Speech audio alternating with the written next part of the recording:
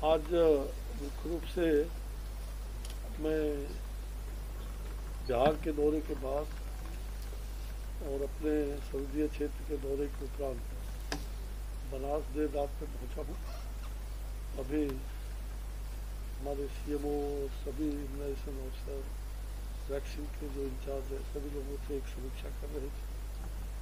तो क्या स्थिति है बनारस में, मुझे लगा कि कोविड से लेके अभी तक का जो इनकी टीम है पूरा, उस टीम भाव के साथ इन लोगों ने बहुत ही बेहतर काम किया है और जिसका परिणाम है कि आज 99% से भी ज़्यादा, लगभग 100% अब धीरे धीरे रिकवरी रेट हमारा हो रहा है।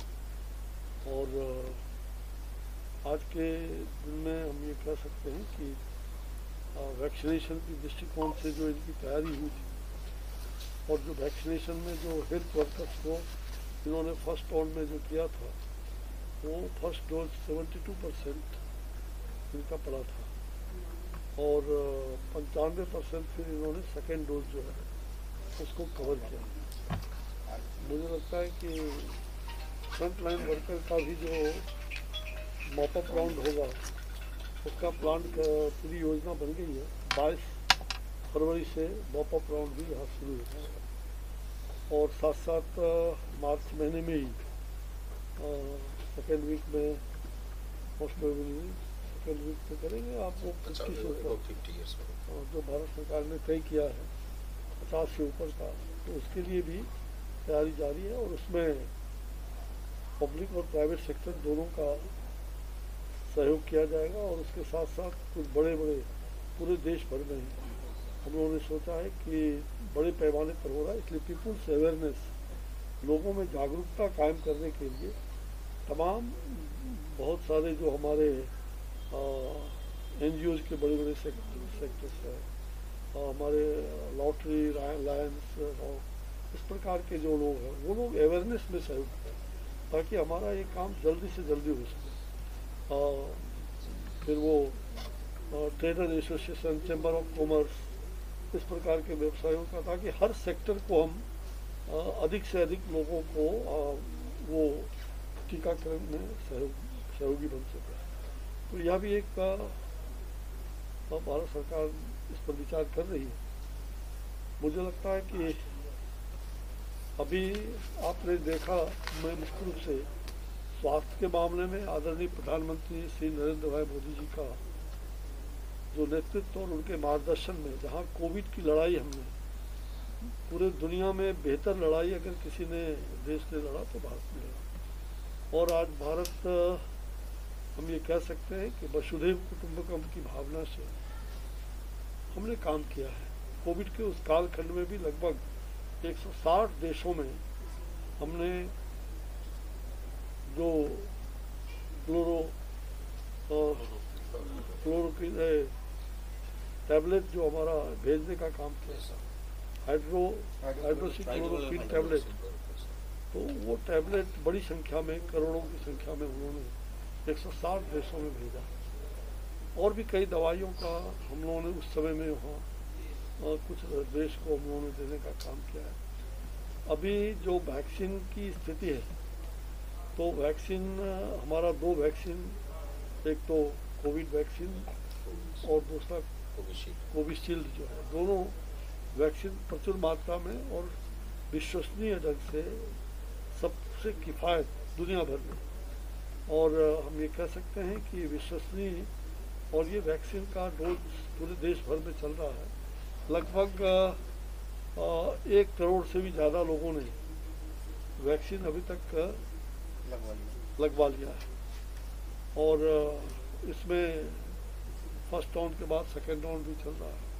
कहीं किसी प्रकार का कोई भी अभी इस प्रकार की कोई इस तरह की बातें नहीं आई। वैसे तो वैक्सीन में आप जानते ही हैं कि थोड़ा बहुत कभी कभी किसी को, बच्चों को भी वो होता है टीका के, तो हल्का फुल्का बुखार हो जाता है, लेकिन भगवत कृपा से, और यह हमारे साइंटिस्ट जो देश में इन्होंने इतना बड़ा काम किया है, मैं उन वैज्ञानिकों को, उन शोधकर्ताओं को इसके लिए बहुत बहुत बधाई देना चाहता हूँ, धन्यवाद देना चाहता हूँ कि रात दिन परिश्रम करके जो काम 2.5 साल 3 साल में होता, 2 साल में होता, उस काम को 8 महीने में अंजाम देने का काम किया। ये भारत का एक मिसाल है। और हमारे आदरणीय प्रधानमंत्री नरेंद्र भाई मोदी जी ने जिस प्रकार से उनके उत्साह का वर्धन किया, प्रथम बैठक अप्रैल महीने में ही उन्होंने सारे साइंटिस्ट इस प्रकार के लोगों को उत्साहित किया कि आप वैक्सीन बनाने की प्रक्रिया को जल्दी शुरू करें, और बार बार वो स्वयं अपने गए। तो इसका परिणाम ये आया कि वैक्सीन दो तैयार हो गया, और अभी 2 और कंपनियां जो वैक्सीन का भारत का है, आने वाले मुझे लगता है कि मई जून में उनका किसी का सेकेंड किसी का थर्ड राउंड चल रहा है ट्रायल का। तो मुझे विश्वास है कि जो 7-8 कंपनियां भारत में हैं, तो अगले मई जून में हम 4 कंपनी और हो सकता है मई जून के बाद वो आ जाए, तो वैक्सीन की कमी नहीं रहेगी। और आज भी कमी नहीं है हमारे पास में। पूरी इतनी अच्छी टीम बना करके व्यवस्था करके पूरे देश में इतनी बड़ी आबादी को 135 करोड़ के लोगों को और उसके बीच में ज़रूरतमंद लोगों को वैक्सीन पहुंचाना, और जो पहले हेल्थ वर्कर्स, फ्रंटलाइन वर्कर्स, इतने ढंग से हम लोगों ने उसको सजाने का काम किया है। तो बेहतरीन फिर 50 साल से ऊपर या उस 50 साल के नीचे जो कोमॉर्बिड या हाई रिस्क जोन में जो पेशेंट आते हैं, उनको वैक्सीन लगने की बात अब शुरू हो जाएगी। तो मुझे लग रहा है कि पूरे देश ने, पूरी दुनिया ने इसको सराहा है, और आज बड़ी डिमांड हो रही है दुनिया के कई देशों से। लगभग 14-15 देशों को हम लोग वैक्सीन भेज चुके। और आपने देखा कि ब्राज़ील के राष्ट्रपति जी ने किस प्रकार से इसको सराहा।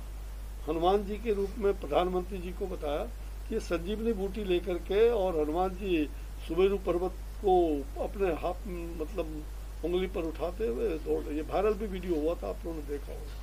तो ब्राज़ील के राष्ट्रपति देश, दुनिया के अनेक बड़े बड़े अच्छे सशक्त देश, चाहे अमेरिका हो चाहे रूस हो, इस प्रकार के देश ने भी माना है कि भारत का कोविड को मुक्ति दिलाने में न केवल भारतवर्ष में ही दुनिया के सभी देशों को प्रेरणा जगाने का काम किया है। मुझे विश्वास है का कल्याण भी नहीं होने वाला था, और अब तो उन्होंने राम को फटकार दे दिया, तो कहाँ से कल्याण। भतीजे ने तो पेशी के लिए बुला लिया, मुकदमा किया है मानहानि का अमित शाह जी के ऊपर। मुझे मालूम है, उन्होंने सब कुछ किया है। वो तांडव नृत्य कर रहे हैं बंगाल के अंदर, और बंगाल में जनता ने ठान लिया कि हमें नरेंद्र मोदी जी की सरकार चाहिए, भाजपा कमल की सरकार चाहिए, और इसलिए नरेंद्र मोदी जी की सरकार वहाँ बनेगी, इसमें कहीं दो मत नहीं। वहाँ की जनता का विश्वास, अटूट विश्वास है। अब जहाँ तक आरोप लगा रहे हैं सरकार पे कि जो सरकारी मशीनरी है उसका पार्टी के लिए यूज पूरी तरह से दुरुपयोग किया जा रहा है। मुझे लगता है वामपंथियों ने भी इतना नहीं किया था, उससे 5 गुना ज्यादा ममता जी की सरकार आज वहाँ बंगाल में कर रही है। फिर ये तो जनता चुनाव में उसका सारा बदला लेगी। मैं विशेष रूप से इस वैश्विक महामारी में जो 21-22 में बजट सरकार ने पास किया, वो जनता के कल्याण के लिए भारत में स्वास्थ्य सेवा क्षेत्र पर विशेष ध्यान दिया गया, और कुल मिलाकर के स्वास्थ्य सेवा का देखभाल जो आत्मनिर्भर भारत के 6 प्रमुख स्तंभों में से स्वास्थ्य पर एक स्वास्थ्य का महत्वपूर्ण है। 2020-21 के बजट के अनुमान से 137% वृद्धि हम लोगों ने किया है स्वास्थ्य में, प्रधानमंत्री जी के मार्गदर्शन में। 2,23,846 करोड़ ये हमारा स्वास्थ्य का बजट है। अगले 6 वर्षों में 64,180 करोड़ रुपये की केंद्र प्रायोजित प्रधानमंत्री आत्मनिर्भर स्वस्थ भारत योजना ये हमने लॉन्च किया है इस बार। और प्रधानमंत्री आत्मनिर्भर स्वस्थ भारत योजना के तहत हम देश भर में 602 जिले में और जगह जगह हम क्रिटिकल केयर हॉस्पिटल भी, और साथ साथ हमने सभी यहाँ तक कि प्रखंड स्तर पर भी और उसके फेज वाइज हम वहाँ पर जो वायरोलॉजिकल लैब है, लैब स्थापित कर रहे हैं। जो आज कोविड से हमें प्रेरणा मिली है कि कोविड के कालखंड में एक लैब नहीं था इस देश में, आज लगभग 2400 से भी ज़्यादा लैब हमने स्थापित किया है। ये मिसाल है। इसलिए भारत जो ठानता है वो करता है, और हमने बजट में ये सारे प्रावधान, स्वास्थ्य में 35,000 करोड़ रुपए से भी ज़्यादा ये बजट के अतिरिक्त वैक्सीन पर हम खर्च करने वाले हैं। प्रियंका गांधी मुद्दे को लेके कि आप जुमले पे शोर मचाते हैं और हम सच का आईना दिखाते हैं। 2013 में 93 रुपए डॉलर प्रति बैरल तेल था, तो हम 71 में बेच रहे थे। अब 30 रुपए कम हो गया और अब 100 के ऊपर जा रहे हैं। आपने देखा कि हमने बड़े मूल्यों को कितना कम किया था, और आज भी हम कम करने के प्रयास में लगे हुए हैं। और ये वैश्विक बाजार का मूल्य हम निर्धारण नहीं करते हैं, और उसको हम नियंत्रित करने का काम अपने हिसाब से कर रहे हैं।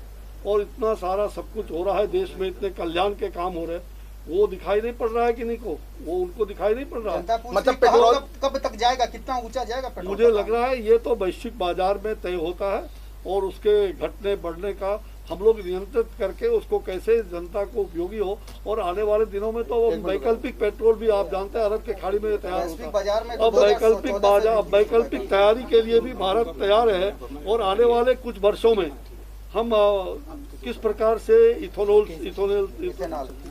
से कैसे तैयार किया जा सकता है उसकी तैयारी में हम लोग जुटे हैं आने वाले कुछ वर्षों में।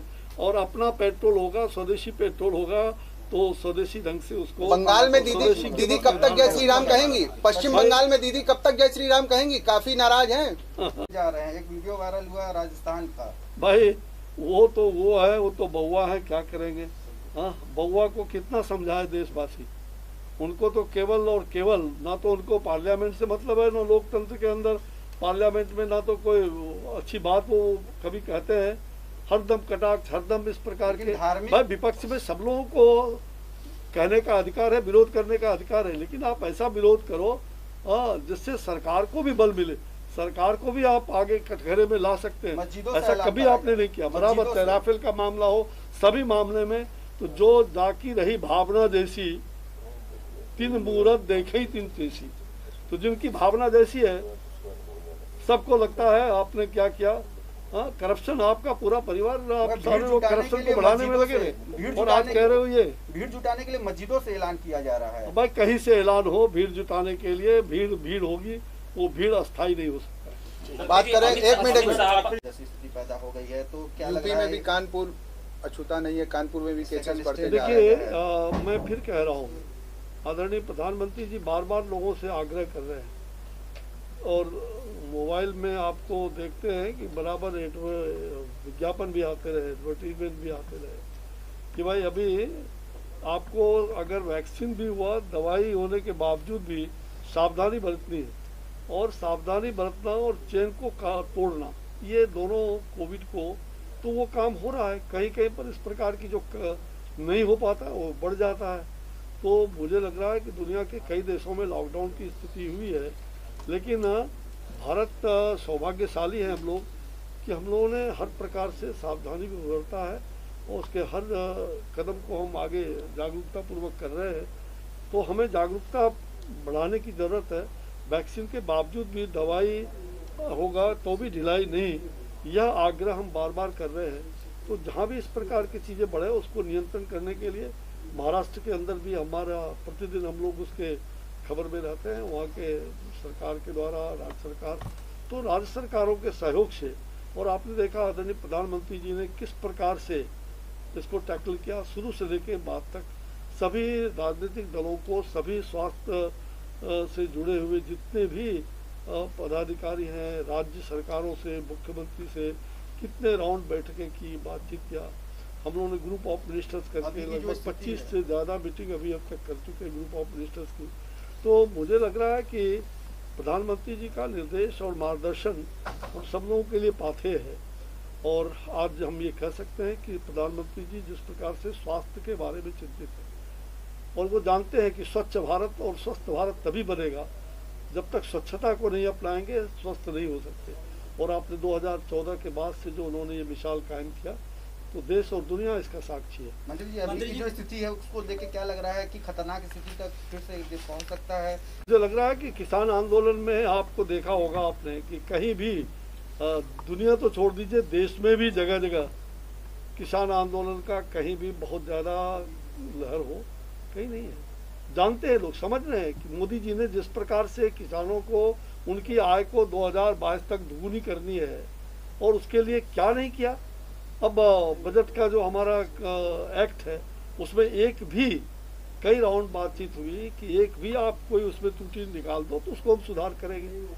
लेकिन ये तो राजनीतिक कह सकते हैं गलतफहमी पैदा करना, भ्रम पैदा करके एक राजनीतिक षड्यंत्र के तहत इस प्रकार के आंदोलन कौन है? नहीं, वो मुखौटा सबके सामने आ गया है, उसमें कहने की जरूरत नहीं है। जिस प्रकार से विपक्ष के लोगों को एक सार्थक प्रयास करना चाहिए, उन्होंने स्वयं अपने कालखंड में, कांग्रेस की सरकार थी, क्या उन्होंने इसको नहीं लाया था? क्या शरद पवार जी ने नहीं किया था क्या? बार बार ये बातें आती रही है कि सबने किया और आज फिर उसका विरोध करके उनके साथ जाते हो। प्रियंका ये क्या गांधी आज मतलब? फिर मुजफ्फरनगर में रैली कर रही है किसानों को लेकर। देखो, ये किसानों के दुश्मन है, किसानों के हितैषी नहीं हो सकते, जिन्होंने अपने आज़ादी के बाद आज तक कभी भी किसानों क्या देशवासियों पर ध्यान नहीं दिया, केवल घर परिवार और मतलब अपने परिवार को बढ़ाने में लगे रहे। उनको क्या जरूरत है किसान से? ये केवल दिखावा है, छलावा है। और प्रधानमंत्री नरेंद्र मोदी एक तपस्वी के रूप में लोगों को, किसानों को जिस प्रकार से ये बजट में हमने प्रावधान किया, अब उन्होंने हल्ले उठा दिए कि मंडियां खत्म कर देंगे। 1000 से भी ज्यादा मंडियों को और हमने सुसज्जित करने का इस बजट में फिर से प्रावधान किया है। हमने एमएसपी प्राइस को, आपने देखा कि ये आज भी है, कल भी है, कल भी रहेगा, और कोई भी हालत में एमएसपी प्राइस नहीं हटेगा। हमने सारी बात किया है जनता की कल्याण के लिए। अब आपने देखो कि हमने दलहन, तेलहन, धान, गेहूं, जो भी अनाज है, उसमें एमएसपी प्राइस हमारा 40% से लेके 70-80% तक कई चीज़ों में हमने वृद्धि किया है। और 1.5 गुना जो उनके फसल के कीमत जो उनके आते हैं, उससे 1.5 गुना उनको कीमत कम से कम मिले, ये हम सब लोगों ने प्रयास किया है। और इतनी अच्छी मतलब कहा जाए विधेयक है। अब उसको कुछ लोग कुछ राज्य में इस प्रकार के जो भी माहौल बने थे, धीरे धीरे लोग समझना शुरू कर दिए हैं। और सरकार कभी भी किसानों के हित में ही काम करने वाली है। किसान के जो अच्छे उनके सुझाव हैं, उनको हम ग्रहण करने के लिए हरदम तैयार है, तो हरदम वार्ता करने के लिए तैयार रही है। लेकिन अब उसको अगर दूसरा कलर दिया जाए तो ये कैसे होगा? अब भारत का तिरंगा झंडा को आप हटा देते हो। महबूबा मुफ्ती तो कह रही किसान आंदोलन की तरह ही 370 हटाने के लिए प्रयास करना पड़ेगा जी। किसान आंदोलन को ही तर्ज मानकर वो अपने जम्मू कश्मीर में 370 हटाने के लिए राज्य का दर्जा दिलाने के लिए कह रहे हैं कि किसानों के जैसा ही आंदोलन करना पड़ेगा। उसको एक नजीर बना के पेश करेंगे। देखो, इस देश के अंदर लोकतंत्र में आंदोलन और ये करने का अधिकार तो सबको है, लेकिन जो जिस प्रकार से जम्मू कश्मीर को हमने एक तरह से आज़ाद किया, आज़ादी के बाद भी वो आज़ाद नहीं हुआ था, और जिस प्रकार के वहाँ के लोगों ने सहयोग किया, अभी वहाँ चुनाव हुए थे, हर दल ने जिस प्रकार से सराहा है, सारे लोगों ने उसमें भाग लिया, इसलिए उसमें कहीं दिक्कत नहीं है। और कोई भी आंदोलन जो लोकतांत्रिक ढंग से होता है, हम उसके प्रति हमारी सद्भावना है।